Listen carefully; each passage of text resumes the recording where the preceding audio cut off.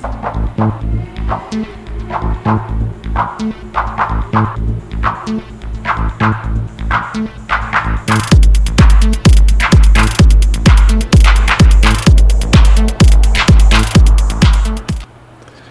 여러분 안녕하세요. HTBC TV입니다. 예, 오래간만에 제가 뉴스 영상 하나 만들어서 지금 올립니다.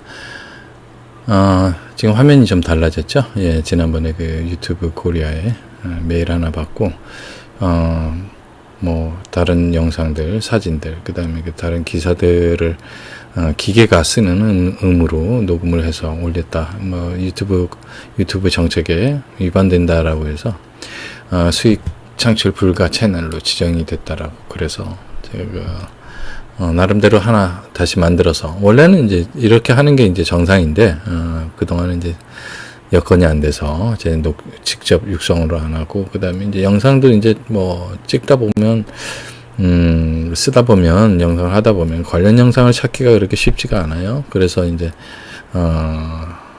그 인터넷에 있는 거, 그런 걸로 이제 썼는데 다시 한번 만들어 봤습니다. 예, 그래서 지금 오늘은 그 뉴스가 다소 며칠 동안 계속 화제가 되고, 화제라기보다도 지금 상당히 지금 국내에 문제가 크기 때문에 여러분들 많이 아실 내용인데, 오늘 뉴스를 한번 지금 전해 보도록 하겠습니다.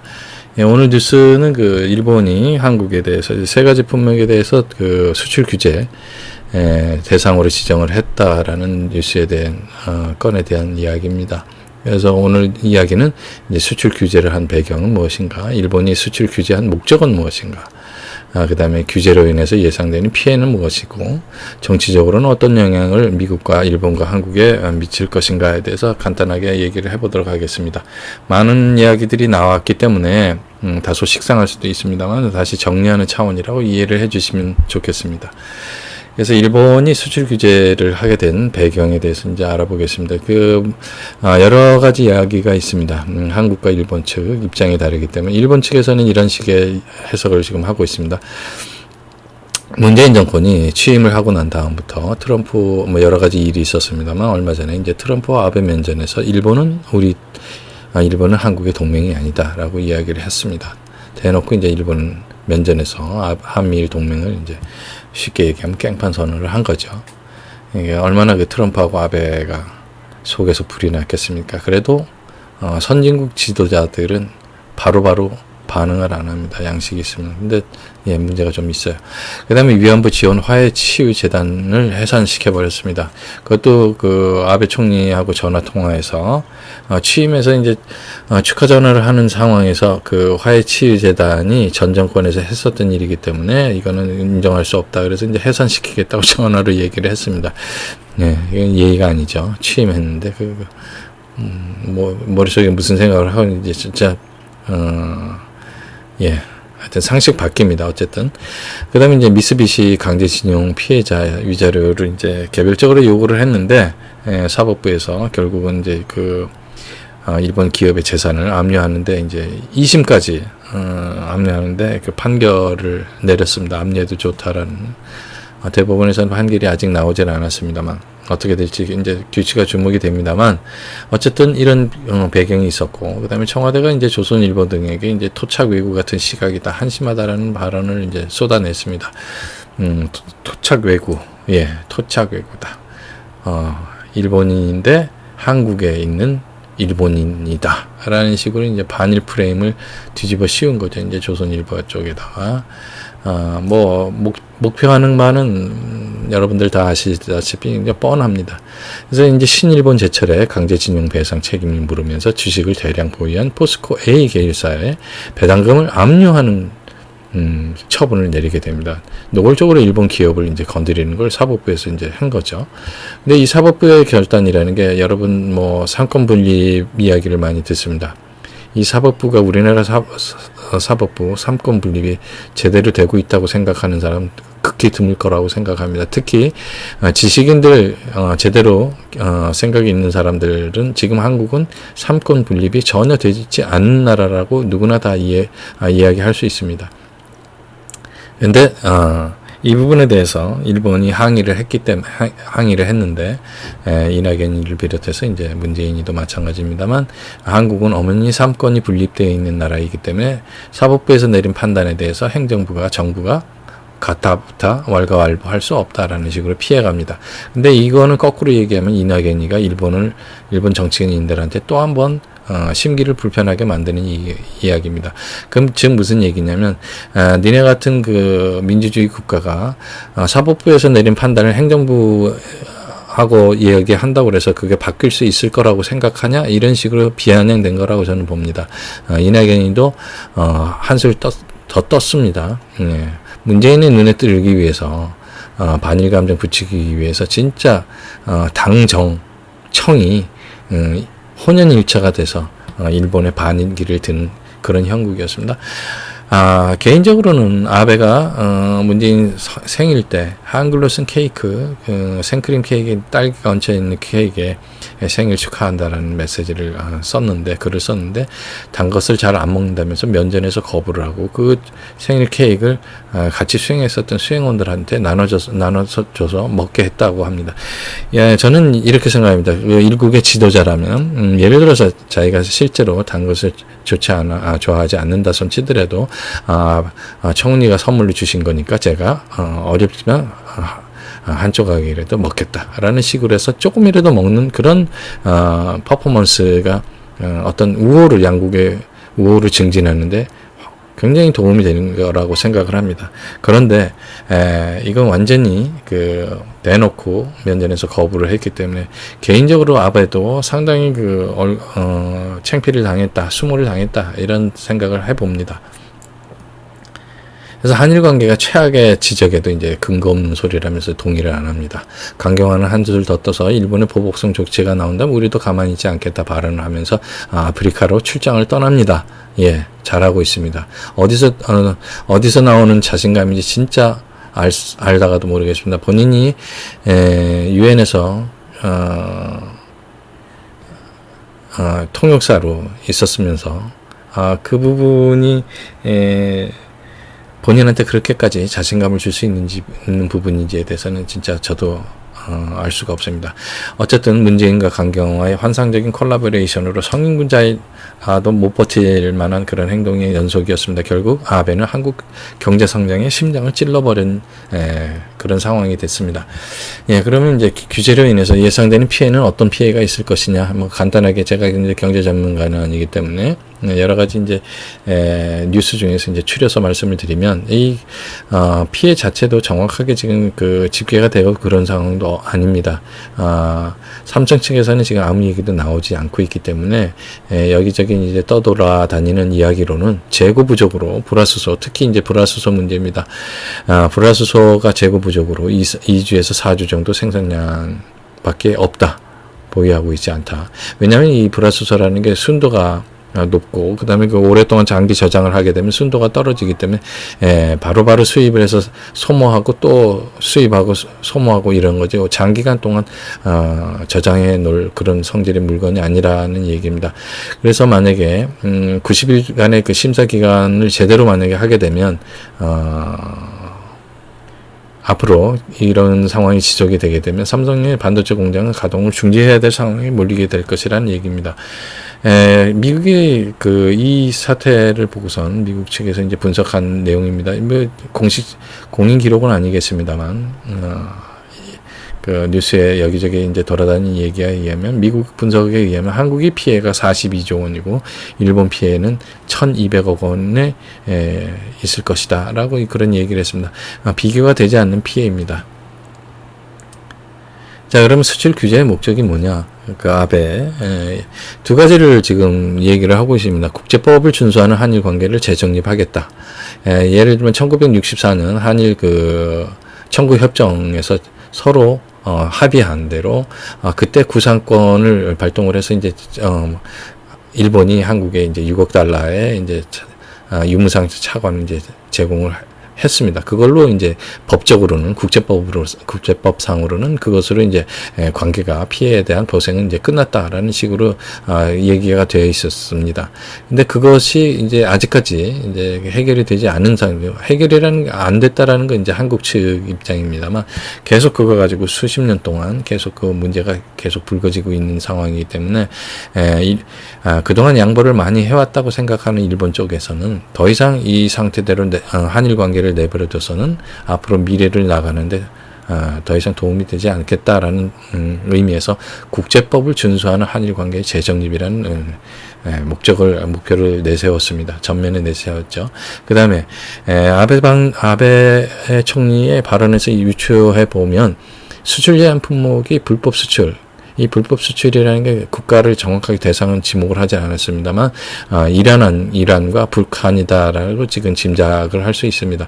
이런 부분에 있어서 이제 금지의 강화를 위해서 이제 수출 규제를 하겠다고 지금 목표를 그렇게 이야기를 하고 있습니다. 그래서 이 수출 규제에 의한 정치적인 파장은 대단히 큽니다만 그런데 이 이면에 미국의 국익도 걸린 일임에도 불구하고 트럼프가 반응이 전혀 없다라는 사실에 우리는 주목을 해야 될 필요성이 있습니다. 미국에도 반도체의 생산이 차질이 생기게 되면 거기에 영향을 받는 기업들이 수도 없이 많이 있고 결국 국익에도 문제가 생기는 부분임에도 트럼프가 반응이 없다라는 것은 미국이 묵인하여 아베가 실행했다라는 것을 반증하고 있다고 여러 관계자들은 이야기를 하고 있습니다. 이 정치적인 영향을 미치는 파급 영향을 살펴보도록 하겠습니다. 일본 측에서는 일시적 피해를 감수하더라도 한국과의 관계를 재정립하고자 하는 의도가 강하다. 너무 많은 양보가 일본의 국익에도 손해를 끼쳤다고 판단하고 있는 듯합니다. 아까도 제가 말씀드렸듯이 너무 많은 양보, 너무 많은 호의는 지금 권리로 착각하고 있는, 사실 그런 부분이 없잖아 있는 것 같습니다. 지금 한국이 때를 쓸 때마다 일본이 오냐 알았다라는 식으로, 물론 일본이 그동안에 지은 죄가 있기 때문에 강하게 나오지 못한 부분도 없지 않아 있습니다만 오냐 하는 바람에 그것이 호의가 아니고 마치 한국이 때를 쓰면 뭐든지 일본이 양보를 해야 되는 그런 권리같이 돼버렸다라는 인식이 지금 강합니다. 특히 한국의 정치권에서는 전가의 보도처럼 반일 감정 부추기는 것을 전국 돌파의 하나의 수단으로 지금 활용해 왔던 것도 사실입니다.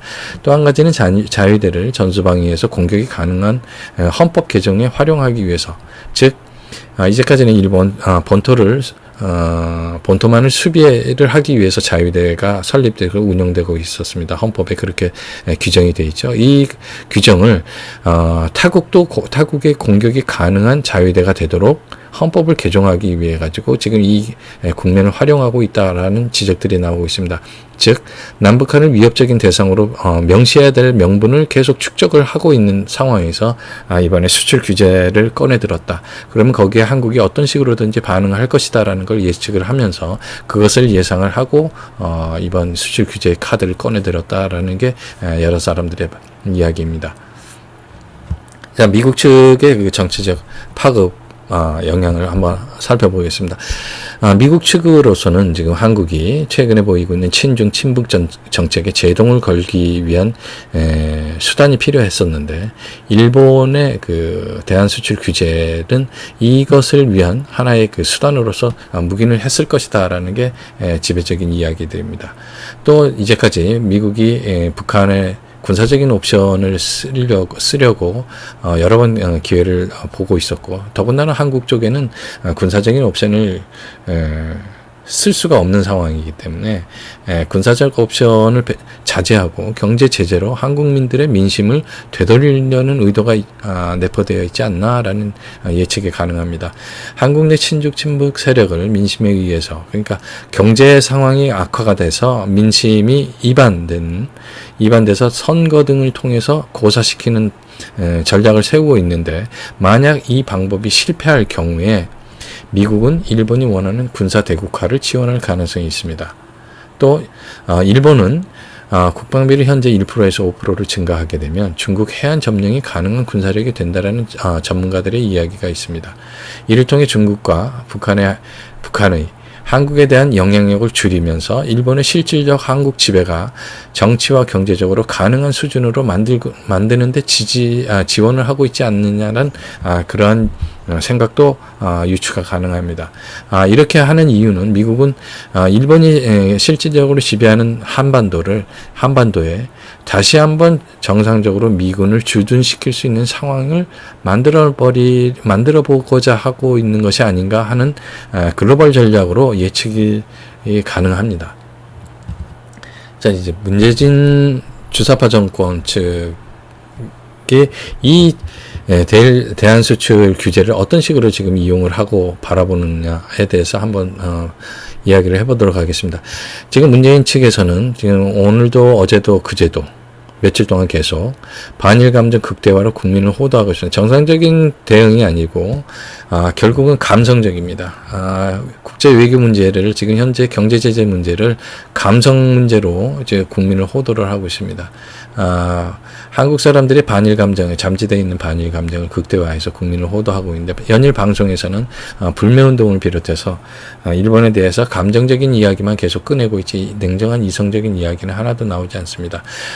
또 한편 친일 프레임, 토착 외교 프레임을 극대화해서 오로지 총선 승리만을 겨냥하고 있다라는 예측들이 지금 지배적입니다. 예, 지금 현재 대한민국이 지금 삼권은 전부 행정부와 사법부, 언론은 전부 문재인과 주사파 측이 그리고 특정 지역이 장악을 하고 있습니다. 근데 마지막으로 지금 장악하지 못한 부분이 입법부입니다. 국회입니다. 이 국회마저 장악을 하게 되면 총선을 승리를 해서 국회까지 장악을 하게 되면 아무 거리낌 없이 어떠한 악법도 어떠한 헌법도 개정을 할 수가 있습니다. 헌법을 개정하게 되면 여러분들이 뭐 많이 예측을 하고 계십니다만 내각제가 아니라 고려연방제로 가는 지름길이 총선 승리입니다. 그래서 입법부를 장악을 하게 되면 고려연방제로 가는 지름길이 만들어지는 것이죠. 그 다음에 반기업 정서를 이용해서 삼성전자에 대한 압박을 계속해서 이 목적은 국익이 아닙니다. 국익이 아니고 어떤 식으로든지 삼성전자를 분해하고자 하는 것은 좌파 운동권들이 이제까지 수십 년에 거친 좌파 운동권들의 목표였습니다. 삼성전자를 분해함으로써 많은 중소기업으로 분해를 한다라는 취지는 좋은 얘기입니다만 취지만 좋지 실제 속내는 그렇지 않습니다. 삼성의 지배권을 전부 망가뜨림으로 해서 국가가 지배하는 기업으로 만들겠다라는 얘기입니다. 현재도 그러한 시도들이 여러 가지가 있습니다만 다음 기회에 이야기하도록 하겠습니다. 현재 소득주도 성장, 최저임금제, 그 다음에 주 52시간 근무제를 통해서 자영업이 지금 완전히 망하고 있고 중소기업도 거의 망하고 있는 단계에 있습니다. 마지막으로 남은 재벌기업을 해체를 함으로써 지식인들 가진 자들을 무력화시키겠다라는 게 전국 주사파 정권들의 목표라고 할 수 있습니다. 경제적 영향은 뭐 간단하게 얘기하겠습니다. 아까도 말씀을 드렸습니다만 반도체 디스플레이 등에 있어서는 미국과 일본에게도 유리하게 작용할 수 있다라는 계산이 있다라고 보고 있습니다. 미국에도 마이크론이라는 반도체 회사가 있고 일본에는 도시바가 있습니다. 삼성에서 생산이 줄어들게 되면 제품 가격이 올라가게 되고 제품 가격이 올라가게 되면 그 수혜는 마이크론과 일본 도시바 등 기존의 반도체 생산업체들로 돌아가게 되면서 그 수익이 올라가게 되면 그 회사들의 경쟁력이 생기고 그 다음에 그 경쟁력이 생기면 그 생긴 수익으로 연구개발에 다시 투자를 할 수 있고 그 다음에 생산 서비스 투자로 이어지게 됩니다. 그동안 삼성은 죽게 돼 있죠. 그러면서 삼성을 누르고 있는 사이에 마이크론과 도시바는 성장을 하게 됩니다. 이렇게 되면 이제까지 가지고 있어서 삼성의 경쟁력이라는 건 순식간에 몇 개월 안에 1년 안에 무너지게 되는 거죠. 경제적인 측면에서 일본과 마찬가지로 삼성을 견제 고사시키는 의도도 다분합니다. 과거에 일본이 자동차 전자제품으로 미국 시장을 석권했을 때 미국이 자국 경제를 위해서 일본을 제재했던 사례가 있습니다. 예, 지금 도표에서 보시겠습니다만 삼성전자가 14.5%, 그 다음에 인텔이 14.4%, 인텔은 이제 반도체지만 이제 CPU 계통이고, 비메모리입니다. 예. 그다음에 뭐 SK 하이닉스, 그다음에 마이크론, 브로드컴, 도시바, 뭐 이렇게 기타 한국과 미국과 일본 기업이 이렇게 있습니다. 예.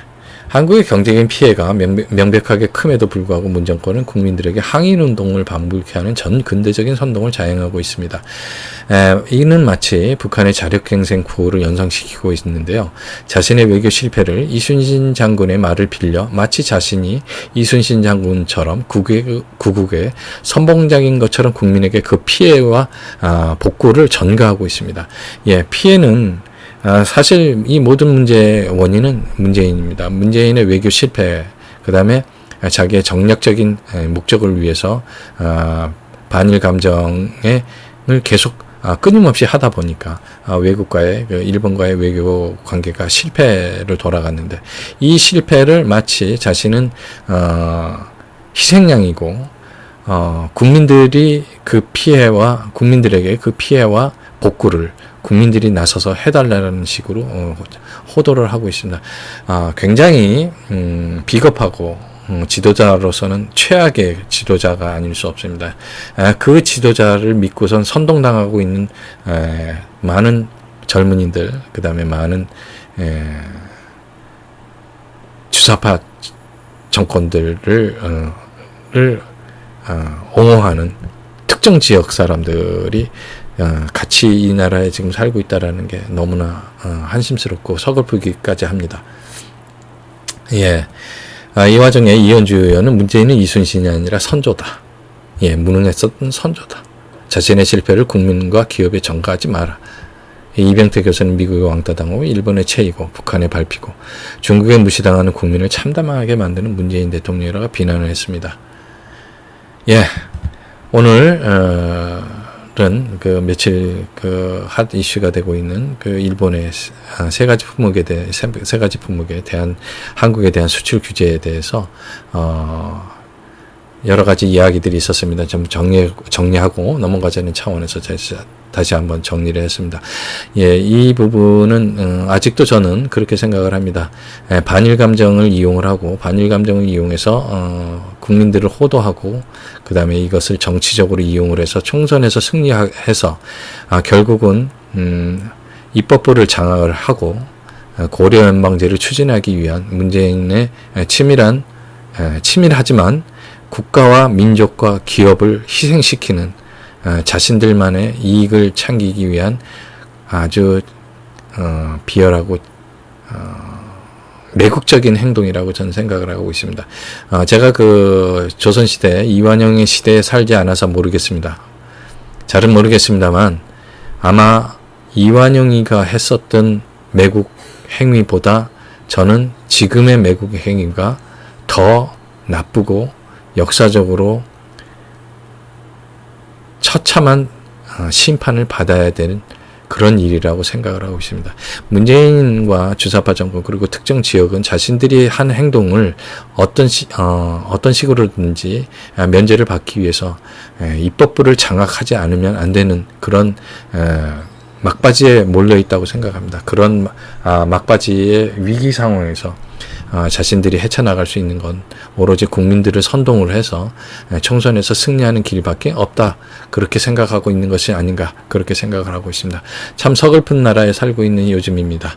예, 이것으로 HTBC TV 오늘의 뉴스는 여기서 마치도록 하겠습니다. 다음 시간에 뵙겠습니다. 감사합니다.